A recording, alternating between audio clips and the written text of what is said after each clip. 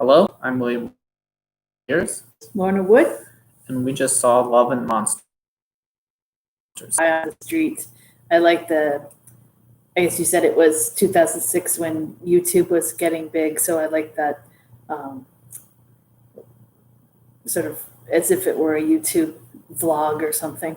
Um, but it also reminded me of reality TV things where people have weird addictions or are kooky in some way, and they're allowed to show their kookiness to the masses for delectation.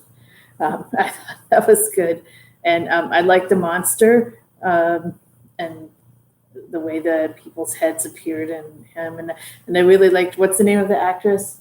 Shirley Henderson, I believe. Shirley Henderson with a funny voice. Mhm. Yeah, I really liked her. I liked her in The Way We Live Now a lot, and I really like.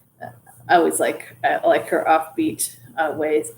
Her first role chronologically that we've seen her in was in Wish Me Luck, which is a show about women spies in World War II, where she plays a young Jewish girl, and she's very good in that. It's a small part, but she makes an impression. Is she one of the ones who goes as a spy, or is she? No, she's in like the village that they're at, and she gets killed. But like one of the male spies sort of forms a fatherly relationship with her, and it's sad. The clip's on YouTube. I suggest checking it out. The music in the first season, right? Right. Yeah. So I agree with you. I thought the episode was very good. It was written by Russell T Davies, the main showrunner, and I feel like what he really has a grasp on is emotion. And like Moffat also does emotion well. He did the World War II two-parter and In the Fireplace, but he likes to go time traveling, whereas Davies seems to prefer to bring out more of the human side. And so I really liked, like you said, getting sort of a grunt level look at Doctor Who. It reminded me a lot of two of my favorite episodes of Batman the Animated Series, Almost Got Him, which sort of has the various villains swap stories about the Batman and who they think he is, etc. And also, I believe, like Tales of the Dark Knight or something, where a bunch of kids on the street tell what they think Batman's like, and we get like references. So I like that kind of story, and I thought this did a good job of that. right. I like the development of Jacky's character, the mother's character. I thought that was good. I liked how the Shirley actress character, I can't remember, Ursula ends up in the paving stone. I thought that was good. And that whole part, that's especially like what I'm talking about, like the reality TV. It's a strange relationship, but we make it work. That's very good. That line actually came under a lot of controversy from fans because they felt like it was implicating something sexual, and they thought that had no place on Doctor Who. That Doctor Who should never deal with anything sexual, or that it was saying that she was now only good for oral sex. Well, I hate that sort of, not just that line, but before that, he says, "I'm not going to." Yeah, we do still have a sort of a relationship.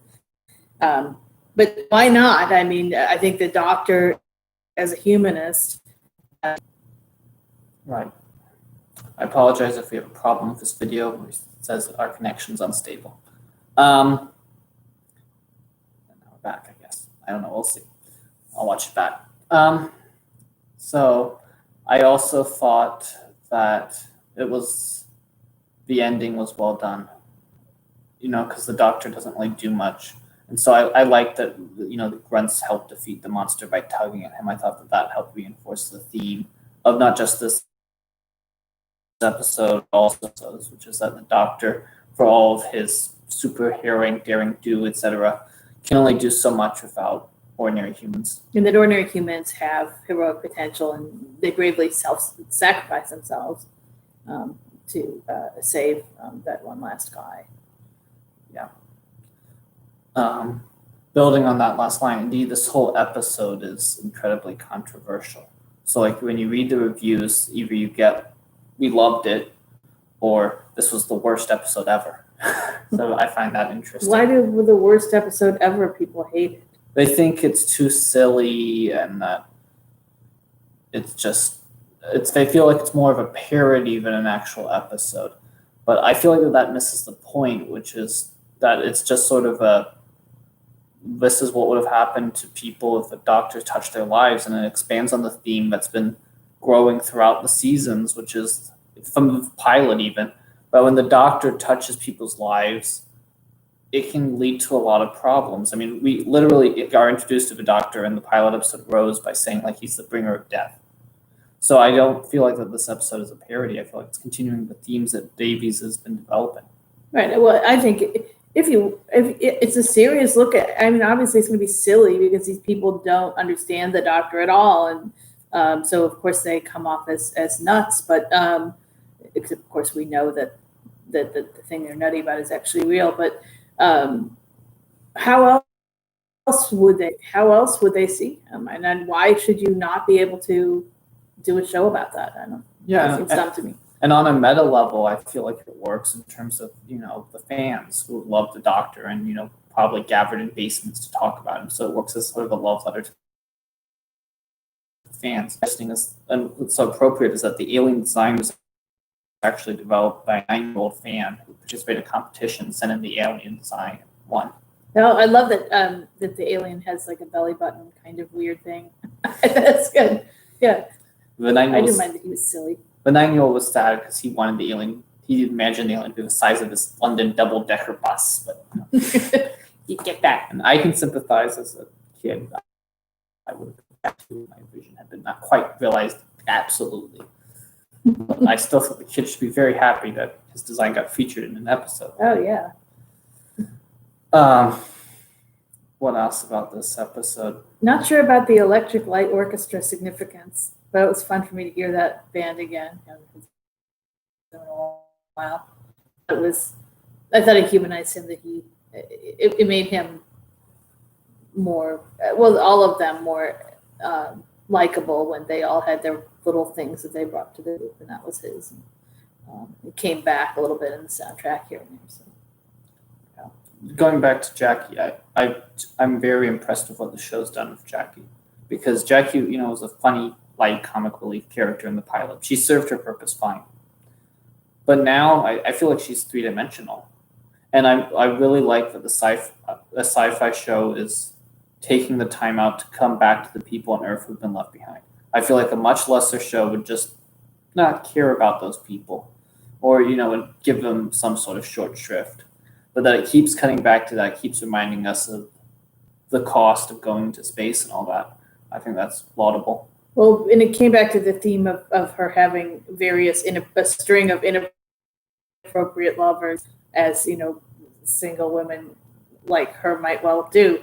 But it filled that out because it kind of explained that it's because she's lonely, she turns to that. So I thought that was.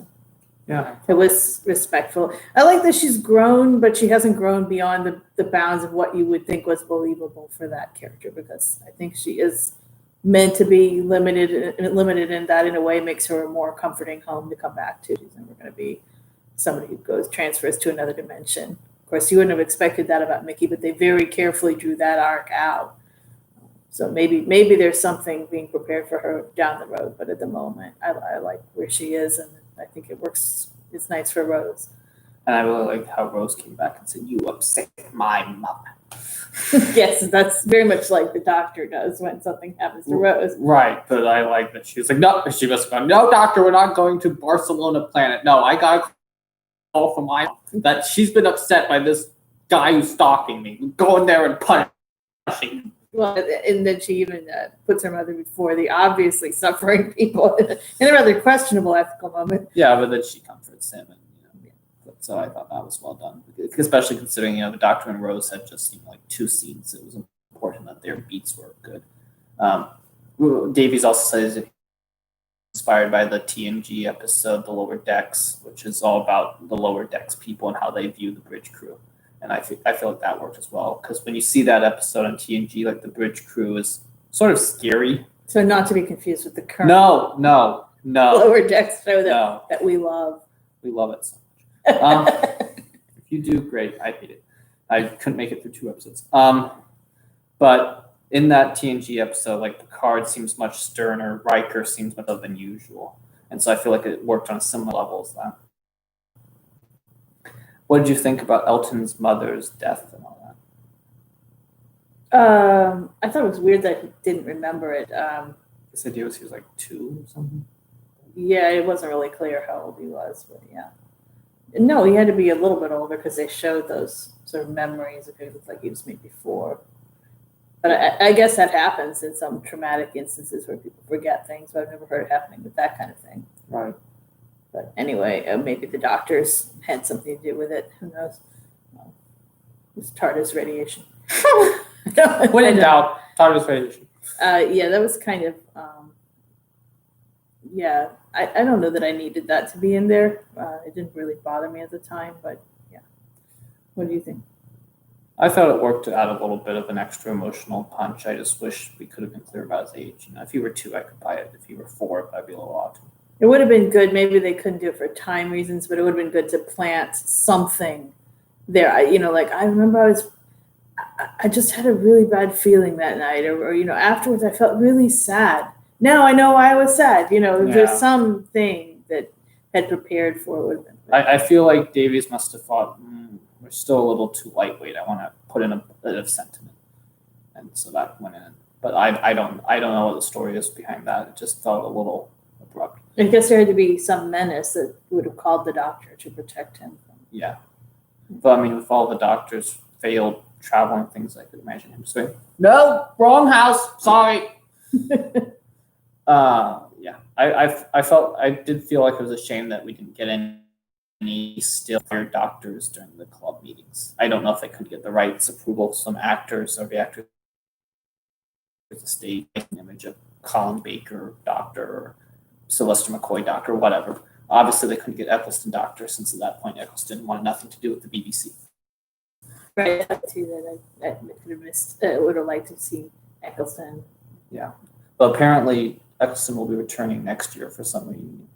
It was also kind of cool that we never found out anything about the teaser alien, or I wonder if that's going to be saved for another episode. I like that it was just sort of slice of life. You said when we were watching this is a little too silly, but I feel like that was intentional. Like, it was definitely intentional because when they're running back and forth and there was like 1960s pop movie chase music, it was very self-consciously kitschy. So I thought it worked on that level. Yes, but I want to know why they use the red bucket instead of the blue bucket. I don't know.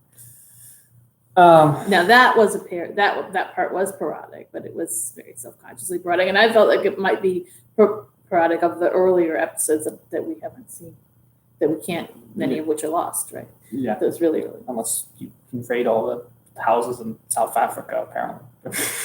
They find some randomly. Yeah, very bizarre situation. I don't know why the BBC just erased episodes. That's such a bizarre concept to me that they would do that, but I guess they figured nobody would care. I think they taped over them. Yeah. So they saved money. It was a budget. That's what they said in the Monty Python documentary.